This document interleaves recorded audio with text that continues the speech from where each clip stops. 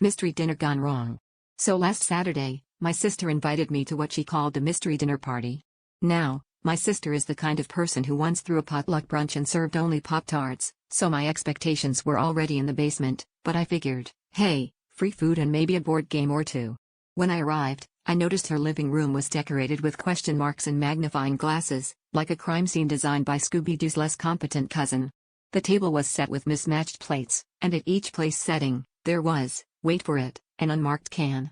No labels, just anonymous, metallic cylinders, like the world's least appealing Russian roulette. Naturally, I asked, so what's for dinner? She just grinned and handed me a single, suspiciously heavy fork. The mystery is in the meal, she announced, which was not nearly as reassuring as she thought.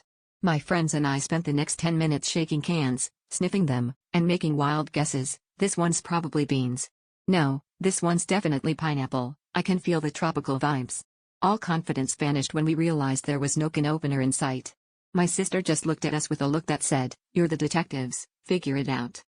30 minutes and several failed attempts later, turns out butter knives are not as versatile as YouTube says. We were getting desperate.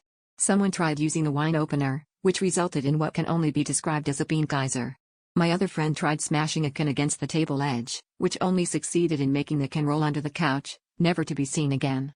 Finally, my sister clapped her hands and said, "Maybe you should look a little closer at your soup." At this point, I was starting to suspect she just invited us over to watch us struggle.